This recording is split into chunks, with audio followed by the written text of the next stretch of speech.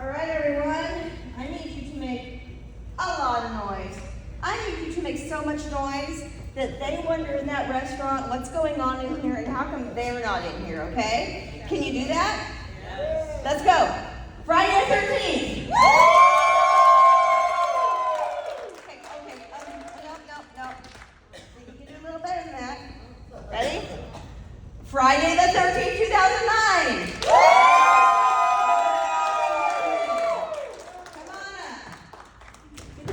Can't with him.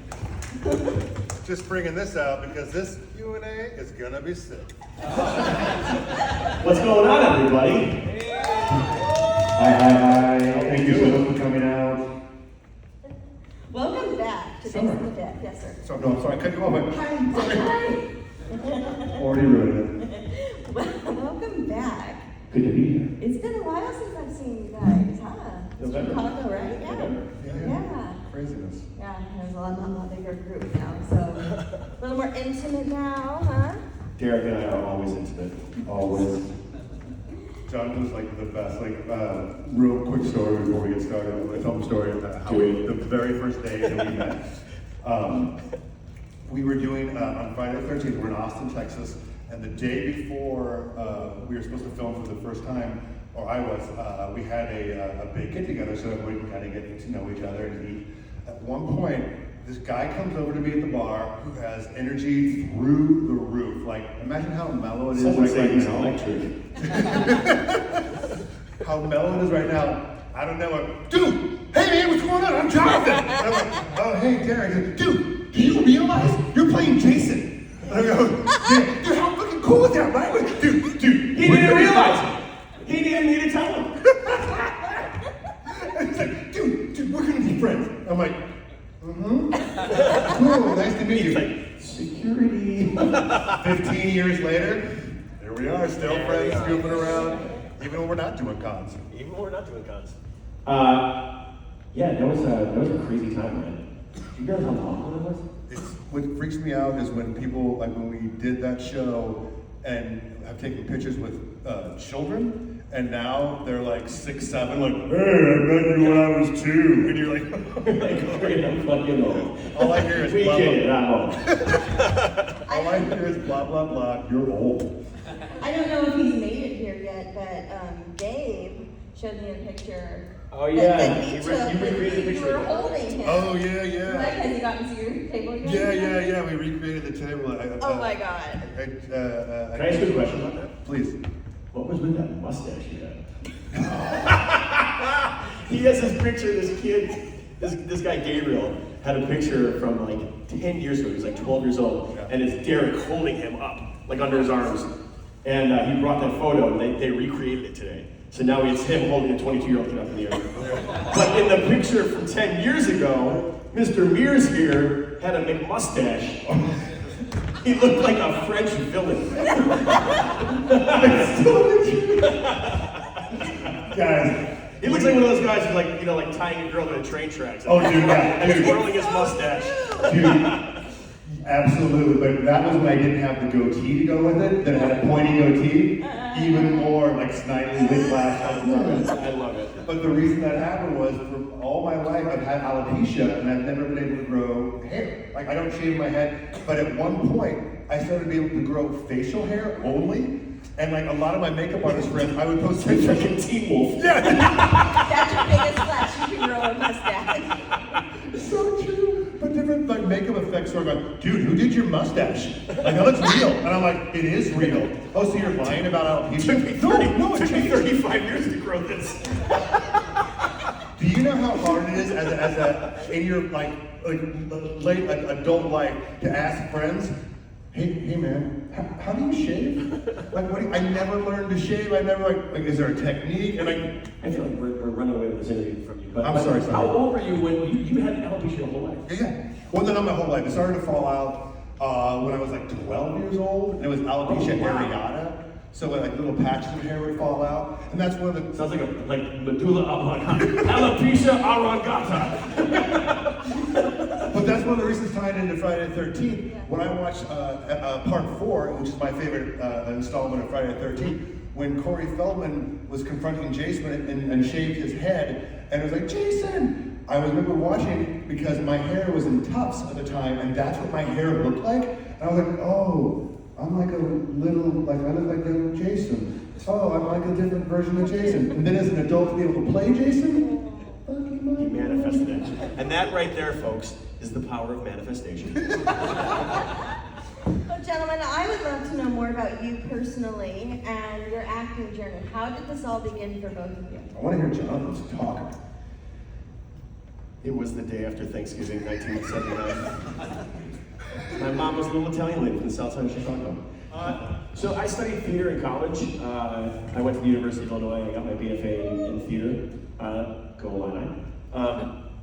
I was originally a finance major and then wound up absolutely hating it. And studied theater. I was in the acting conservatory for a couple years, and I wound up focusing on directing and playwriting. And after I graduated, I moved to LA. I had done an internship at Paramount when I was still in college. And then after I graduated, I literally worked construction for a month in the winter in Chicago. I saved enough money to buy a one-way plane ticket. I flew to LA with a duffel bag and $300.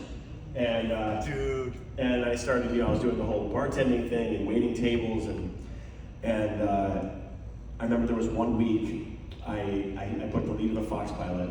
I put the lead of a movie, She's the Man, which was my first movie.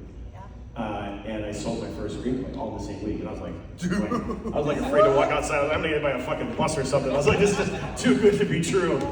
And not long after that, that was like 2000. I moved to LA in 2002, and not long after that, we worked together. I started booking stuff around 2004, 2005, and then, No kidding. yeah, like 2008 is when we shot No Wait. No, wait, when we shot, yeah. Dude, that's phenomenal. Dude, I'm gonna go sit with you guys. You'll keep going. I want to know more. I'm going to give you fine folks some free advice. This is Jonathan Sadowski's life lesson number one. Oh boy. Dive in. Dive in. Whatever you do, dive in. All right, That's it. dive in. Got it. Yeah. Go all in. Balls to the wall. It's true. Yeah, it's crazy. I respect anybody. I love hearing stories because a lot of the artists, are from their respective towns have moved to Hollywood or to New York to follow their dreams, and a lot of times it's a similar story where it's a leap of faith going, I don't have a lot of money, I don't have any connections, I have to do this, I have to. And anybody that takes that it's so terrifying. Even if people succeed or don't, nothing but respect for people who take that risk. Fun fact, Derek, acting is actually his plan B. He originally wanted to be a professional finger painter. True. And it just didn't work out. Yeah. They're like, oh, you can't do finger paint with blood. I'm like, why not? I'm like, so I had to Guess I'll be an actor. That's stupid. Derek, tell us about yours. My story is I'm originally from Bakersfield, California.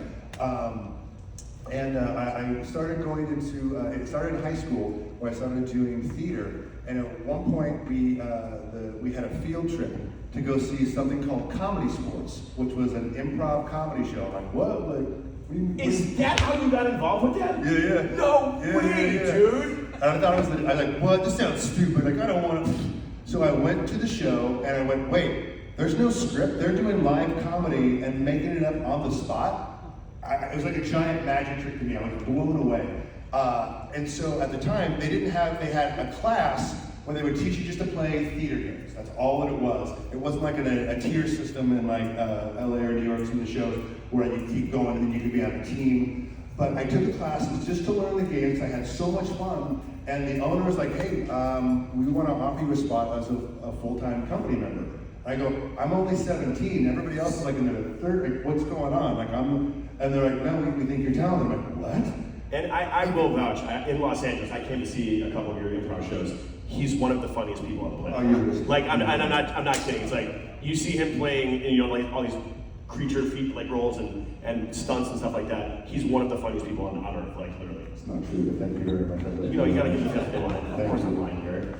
But I remember I worked in a pizza parlor for 6 years, and I was like mopping floors and looking at TV going, someday, Papa. So I went to be on that screen. went to college for acting, did all kinds of theater, and I was that kid who was like, do I do my English term paper or do I memorize my lines for Hamlet? Well, no one's gonna know if I don't do my actual paper, but everyone's gonna know if I'm not memorized.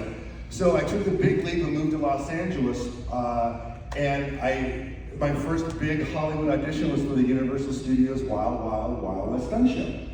And they took actors and cross-trained them to do stunts. They took stunt people and cross-trained them to act. And I was an actor, first and foremost, and I also kind of had I call it the deliverance body, where they're like, oh, you've always been muscular, and I go, no, it's kind of that deliverance, I could do not even a pull-up, and I'm like, oh my God, I had man movies, and I'm like, wait a second, if I worked out, I could be a big bad guy on TV and film.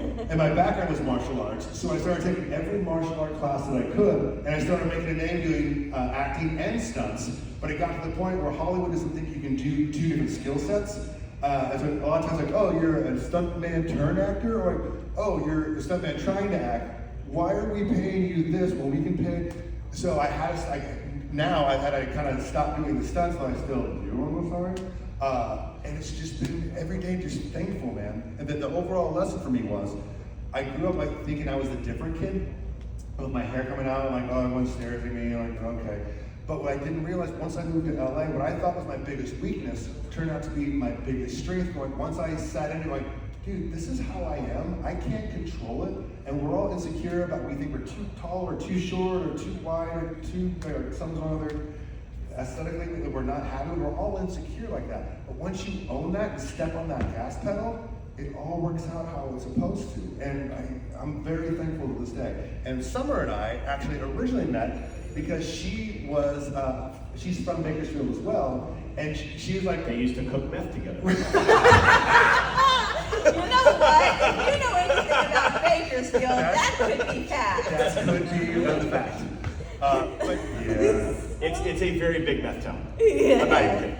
But Summer would come, she reminded me, she goes, when I was a kid, I would come and watch you perform comedy sports. And then we reconnected to doing these Days of the Dead shows. And I'm like, wait a second, what? And I talked about the show, going, I was a child and so were you, and we met, wow! Yeah. Weird full circle. And yeah, it was like, he was my hometown hero growing up. You and the ballerina, because I'm a ballerina, Tyler Peck.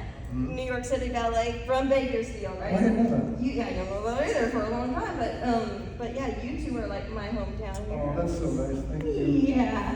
That leads me to my next question. Obviously, you were a great inspiration to me growing up as a young performer. Who inspired you guys when you were just starting Great question. This ties into actually what Derek just said, because I honestly, I truly believe that comedians are the best actors. Gotta make them laugh before you make them cry. And I gotta say Robin Williams. Yeah, Like, absolutely. I think when you watch his dramatic work, and then you also watch what he does on the comedic side of things, I mean, he really can hit every color on the spectrum. And I think what I strive for specifically, I would never try to be Robin Williams, there's only one Robin Williams, but I think trying to emulate what he did in regards to versatility, I think the best actors are the most versatile actors. So I think being able to play any role and being able to do it convincingly, I always said one of the best compliments I've ever got was when someone tells me, oh, I didn't realize that was you in that movie. And I was like, yeah. Literally, that makes me, I got goosebumps right now, because I'm like, that's my job. Like, I'm Jonathan right now, but if you see me in something and you didn't even recognize me from a different role, that's the best compliment you can pay me. Dude, I say that all the time. The best is when someone comes to my table and, wait a second, I didn't know that was you. And I'm like, and they feel bad. I'm like, no, that is the best compliment. Yeah. Thank you so much. Yeah. Mine's a little kind of out there a little bit, where I've never, when people go like, who do you look up to, or who do you respect as an actor? It's me. Besides Jonathan, I really don't, the category it's not really an actor. What early on in my career, and still inspires me to this day, is a musician named Mike Patton. He's like the lead singer of Faith No More, Mr. Bungle. Oh yeah. All kinds of, and the reason that I like him so much, or am inspired by him, is because I read an article once and we talked about just creation in general, and what your own art is to express yourself. Where he would break boundaries going like, why color in the lines? Like, what do you want to do? Like, as long as it's real to you and like express it. It can be crazy, batshit, or whatever, like it doesn't matter as long as it fits with you and it's coming from you and it's truthful. And I was like, oh my God, so all my things I do are always inspired by that. And it's crazy because we have mutual friends, and friends are like, oh dude, you want to meet Mike? I can send him. No. I can't ever meet him because if I do, he turns out to be a douchebag. It will crush me. Yes. It will crush me. And I love all of his music. That's always a dangerous game when you get to meet your heroes. I use that term very loosely because, hero worship is kind of freaky. But I was nervous about meeting him at a con as an adult because I'm like, what if he's an asshole? My whole childhood. He is actually ruined. Derek is the sweetest guy. Luckily, I love telling the story. So we were shooting. Can someone bring a baby up? Because I will punch it in the face. He will punch that thing. You're serious. So when we were shooting, and it was my death scene we were shooting in Friday the 13th. And so there's this part where basically looking on the ground, I find this weed, and I see these two shoes, and I look up, and it's Jason. And then I like he chases me, I backpedal, I hit this tree, and then he chops my fucking head off.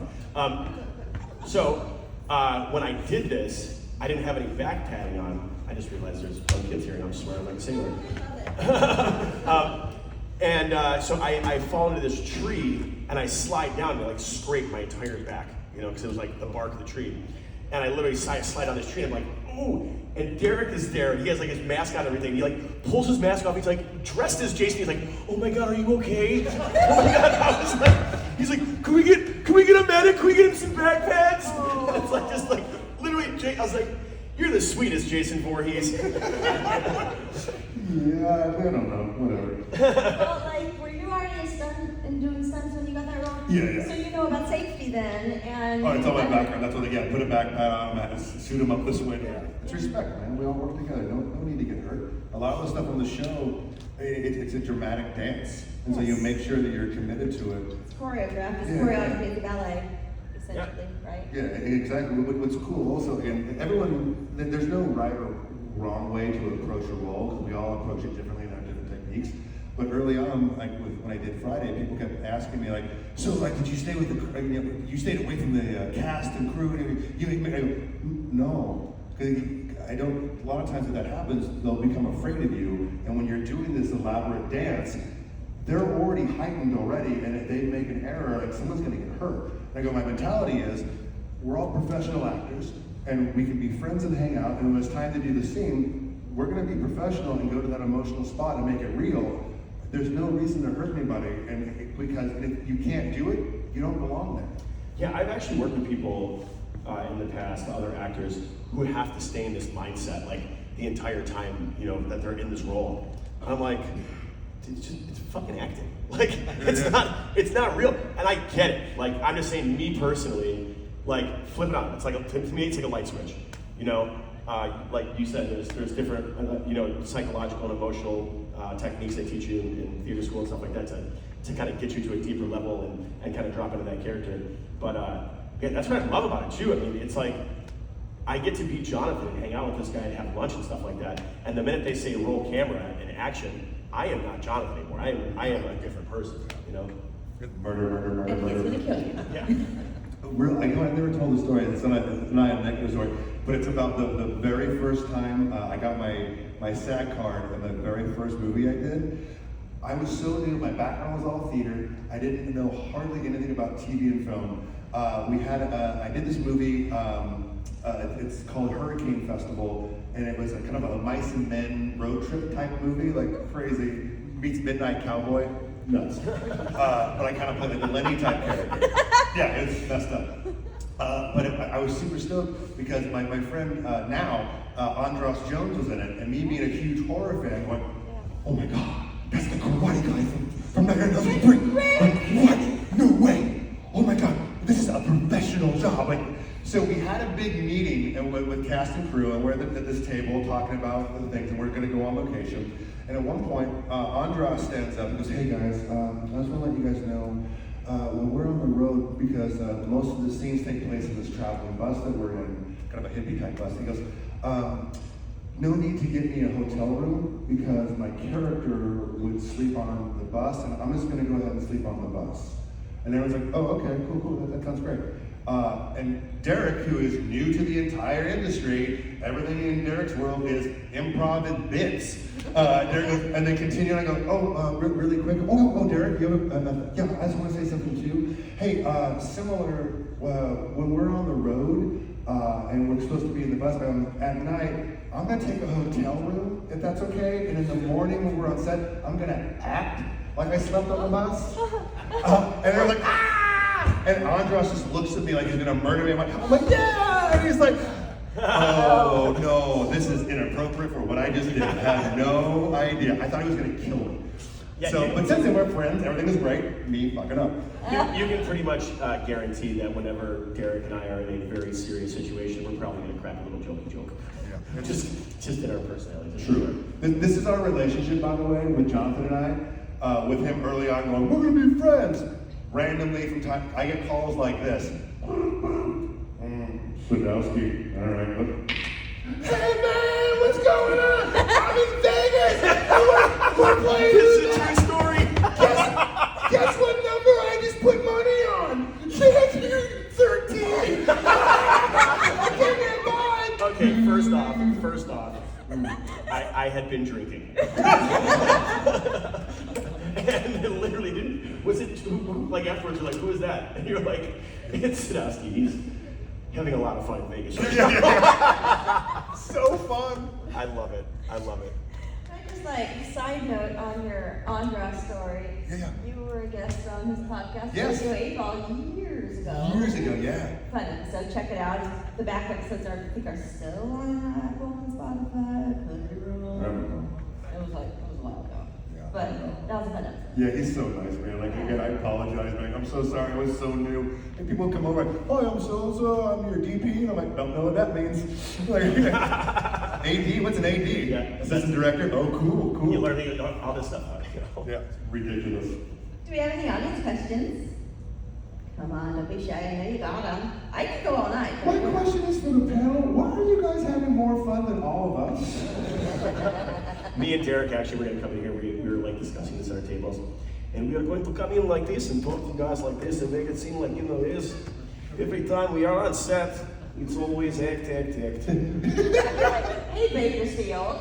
Well, I don't know. I just want to have a good time, you know, just trying to make a dollar. That's accurate. There is a southern, and not dissing Bakersfield, it's just a fact, like not being mean, like it's my hometown, I wouldn't change it. But it's weird because in Southern California, in this town, there is a southern accent. Yeah. And that's why when I went and started traveling the world, when I would go to the actual South, I'm like, why do you guys sound like you're from Bakersfield? And I was like, oh, but I found out it's because of the Dust Bowl, when all the migration happened, like the Grapes of Wrath and whatnot. When they stayed there, that accent stayed there. My grandparents migrated from Oklahoma. And Yeah. my dad didn't have the accent, but my grandma did. And every time I came home, I was talking like this. and I still do. When I get really tired, it comes out and it freaks people out. They're like, what? So we'll close with this one last story, which I always tell people. Oh, we got time. Lots of time. Oh, we do? So Yeah. I always tell this story, and this will give you another example of what my relationship with Derek is like. So we're in Austin, Texas, at a little town called Bastrop, which is like 45 minutes an hour outside of Austin, and we are in the boondocks. Like it's now Bastrop's like kind of really up, but back then it was nothing. Yeah. So we get driven from our hotel to this, like the woods, like the forest, like a little base camp. And then we get in these minivans and they drive us deep into the woods, into like the clearing that we actually shot, where we shot. And so then they drop you off, and it's this long road, probably 50 yards, 60 yards, 70 yards. It's long. And it's pitch black, and then we get to the opening where the cameras and everything work. Well, Jonathan had to use the bathroom. And the only way to go to the bathroom is you have to walk all the way back down this road to where the porta potties are. And it's like 3 a.m, pitch black, in the middle of the woods. So I'm like, hey, anybody else have to go to the bathroom? I didn't want to walk, I was like scared. Everybody's like, no, we're good. And I was like, fuck. I was like, God damn it, I gotta walk by myself. So, what we talking my side? oh yeah, so wait, so then I head off down this road. So we're sitting there at the monitors with the the chairs. There's different monitors set up so you can watch the scenes and whatnot. And one of our producers, with a toothpick in his mouth, goes like, someone needs to go scare that guy. Everyone's dead tired in a full Jason outfit. I'm like, on it. And he's like, no, dude, like you're in full gear. I go, I know. So I'm like walking. There's like noises. I go to the porta potty, do my business. I'm coming back out, and I am on like pins and needles. It's like scary. I don't know if you've ever been in the woods at night with no flashlight. Horrifying. So I start walking down this road again, and I'm like, you know what? I go, it's fine. The minute I say that, Jason Voorhees jumps out from behind a tree in full Jason gear, and I literally scream like bloody murder. Can I be your Please, Can I do dance. So this is what happened. I went, I can't be there because he's gonna expect it. What about this far? He'll probably drop his guard. Okay, so I'm making noise. I'm like, it's gotta be something weird because it can't be like, because then you know it's someone else. So I went, I just hissed. I jumped, I went, Jonathan does this. I went, oh fuck, I didn't scare him. I didn't scare him. No, dude, no. It's that point of being flight and fight. I didn't know if I was gonna run or punch you in your freaking face. I was like, it was fight or flight, and I chose to dance. So funny, man. I think it was the same night also at the end, like I made you guys all, it was such a long drive back to the hotel. I'm explaining part 6 to the entire cast of writers. We're all in the same band together. Because part 6 is when Alice Cooper plays Man Behind the Mask. Here, hold on, plug us in the radio. Everyone is literally like, trying to stay on. I'm like, so this is Alice Cooper, like the man they did an MTV thing where and he's like, now mind you, this is after like a 17-hour day. Yeah. We're just like, shut the fuck up! the man behind the mask. You're like, oh yeah, cool. No, it's longer. Hold on, listen. So fun. That's also, did I tell you the story also that one time, like I try to tell stories, because I love coming to these shows and hearing older actors' stories, so if I talk too much, let me know. But at one point, when we were filming, I'm not sure if you knew this, there was a Boy Scout convention that was happening at the next campsite over. And there was like hundreds of kids doing this big Boy Scout thing. And Brad and Drew, our producers, were like, oh man, like somebody, you should get you should go over there and scare all those kids, like open the auditorium, there's like 500 kids, and just scare them and freak them out. And they're like, and I go, no man, that's not cool. That's not how you do it. He's like, what do you mean? I go, what you do is you go and wait by the bathrooms. So when one kid comes out, you scare that one kid dressed as Jason. He runs back in and tells everybody else there's Jason Voorhees in the wood. All those people think he's a crazy person and he's scarred for life. and then Drew goes, you're fucked up. That's fucked up, dude. That's fucked up. Super dark. Everything all right at home here? Okay, so one of the reasons you're one of my favorite Jasons is the way. Oh, don't tell him that. Don't tell him. His head is just. Sorry, go on. It's the way that you move when you kill people. And I think of like the cold open to the movie, which essentially plays like a great short film in itself. And the way that you killed the last character in that cold open before it went to the title card, the way you like moved and you kept your momentum going forward while turning your body and swinging. And I was just wondering, like, was that process, was it storyboarded, or was it just, did you come up with that, or how? First of all, I love you for saying that. Thank you for picking up on that. It was so funny. That was there's a big thing. We actually talked about this and like how he crafted that character. He wanted to make him more human and more movement based. Yeah, and I kept saying like Marcus for that action. It's so funny. The director for that shot, he goes, Derek, you're doing this thing. And why would you come over? This is not his accent. I always do this for some reason. It's not even German. So you're doing this thing. I want you to come here, lift it this way, and come down like this.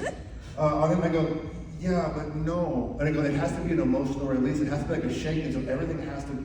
You have to have that emotional energy because Jason's tide of love just got crushed. It's almost like you just kicked like someone, like imagine you kicking your child or your dog in the face. We all have that emotional keyboard. So that energy builds up and it has to be released. I go, when you're doing this, I go, if you're just doing the arm, that's only so much strength. I go, but if it's here and if you're relaxed, it's your whole body to come through that energy. That's what you do. And he's like, you thought about this quite a bit. You just do your thing. And it turned out to be the big thing of the trailer that showed everybody. And I'm like, oh! Because I kept going, you want that energy to keep going. Yep. That way you think when you cut, that energy still comes and it stops, but it's going to go through them. It also, like I told people this too, like the way you built up to that crescendo at the end of that, like the audience is now shot out of a rocket. Like they're like, what the hell just happened? And it's so good. We talked about, when we talk about acting and stuff like that, it's like the little choices you make, and just his kinesiology and the kinetic energy he brought to the character had never been done before. I mean, personally, I hated it, but Thank you, my friend. Thank you so much. Is there any more? Please, fire away. Thank you for coming out and meeting with the fans here at these conventions. I wonder if you had a story about meeting a particular fan that was memorable to your Can I? Yes, 100. Can I tell you a really, really cool? Yeah. Everybody here that just happened at the con I was at before this. Phenomenal story. Also, thank you, but also thank you guys for coming out, because Jonathan and I, we all have skills in different areas. We just tell stories, and so we get fueled by you and going, there's no hierarchy. We just want to make people happy, so thank you for coming out and the kind words. But I was at this last con in Carolina, and I'm getting emotional. This guy standing there in line, so a line of people, and he's not pandering at all, but we're getting to know each other, and he's like, yeah, he goes, I really enjoy what you do, I really respect it, I always wanted to be an actor, but my time for it's passed. He goes, my background, he goes, I was a Marine for 8 years, and that was my life. He goes, since then I've gotten out, I have 2 older girls, and I had to take a job just to survive and take care of my kids, and now I have 2 young boys, and I'll never be able to do that dream, and I've always wanted to, and I just don't have time, and there's no way to do it. He goes, I would even just kill to be an extra in a horror movie or a movie in general. And he's being so sincere, and my wife and I, as artists, we kept going, it's never too late to create. We all have different strengths and weaknesses. No, it can work out. But also, what you had said before, Jonathan, about putting that, asking the universe, or putting that intention out there. I go, we were to have this long conversation when you have to put that intention out there so people don't know, or the universe doesn't know unless you ask for it. Right then, out of the corner of my eye, a guy steps forward and goes, hi, my name's Star Jones. He goes, I'm a makeup artist, and I also am a producer here in Carolina, and I make horror movies and whatnot. He goes, when you're done here, come talk to me at my table. We're gonna make that dream a reality. And I was like, and the guy looks at me, and I go, dude, I just did a Japanese produced movie with Star. And I'm like, he's legit. And he's like, he looks at my wife, and he's like, what? And this Marine starts to tear up. Like, he's like, what? He goes, are you? And I go, it's legit, dude. And I go, you just saw instant gratification. You ask the universe right now, or whatever you believe, doesn't matter, and it answers you, it's gonna happen. And so, what tore me up was... That guy is Brad Pitt. He came back the next day and had a long, he goes, I've never been so inspired before. The only other time I had been inspired in my life, he goes, when I was going to Marines, he goes, to be a Marine, you're not officially a Marine until you get a black, a black pin that is the Marine symbol. He goes, that's when you make it through camp, whatever. This is when you're an official Marine. It's the most, he goes, I want you to know the weight of what this means to me. And he goes, he pulls out the pen, and he goes, I have a new focus in life. And he goes, I want you to have this. And I go, sir, oh, please. I go, and he goes, please. And there was such I'm tearing up. It was so sincere. I'm like, I will never forget this, sir. And he gave it to me. And I go, sir, this is the reason I come out to these shows. Like, we're all horror fans. We're here to love horror. But this moment for what you just did, and everyone, all the other horror fans in line, no one was complaining. Everyone was just watching this whole thing go down, and we're all like, what the hell? She's So beautiful. to piggyback on his sentiment, Please. you guys are the best, and I love this. Like literally, to be able to be a part of one of the largest movie franchises in history, and see the vastness and the reach and people from all walks of life, how they all kind of celebrate not only the character but the franchise. So thank you guys for that. And you never know when we do this who you're gonna meet that's gonna change your life as well, like a fan or whatever. And there was one time I was doing my show Young and Hungry, and I got a DM from this. I read every message I get on Instagram. I got a DM from this young girl, and she said, Jonathan, my name's Megan Bug. I'm 14 years old. I live in the outskirts of Chicago. I'm battling stage 4 cancer. And I just want to let you know that what your show means to me and how it makes me forget about my problems for a little bit. And I was like, whoa. So I replied back to her and I said, Megan, I go, I want to let you know that you just inspired me. Keep fighting the good fight, whatever. So a couple months later, she hits me up and she said, so I want to use my Make-A-Wish to come see one of your tapings for Young and Hungry. And she goes, here are my dates. And I looked at the calendar and we weren't going to be shooting when she wanted to come out. So I go, all right, how do I make this right? And I go, I got it. So I sent her a video and I said, Megan, just so you know, I thank you so much for wanting to use your wish to come and see the show we're shooting. Unfortunately, it's not going to work. Our production's going to be wrapped by the time you want to do it. I'm sorry. And then I sent her another video, and I said, so I'm going to fly you and your family out to LA next week. I'm getting really choked up later. I said, I'm going to fly you and your family out to LA next week. So I flew them out. I gave them like makeovers in the hair and makeup trailer. Oh, wow. I gave her like clothes for the show. She proceeds to be like my little sister. Changed my life. She passed away a year ago. And, but it's just like, you know, what he says, it's not, a lot of times, you know, there's this misconception that you're coming here to meet us.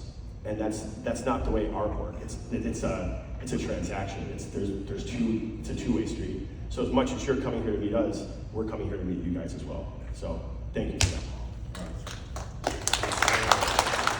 Guys, give it up. Thank you guys so much. Thank you for coming out. We're all Florida fans, and it's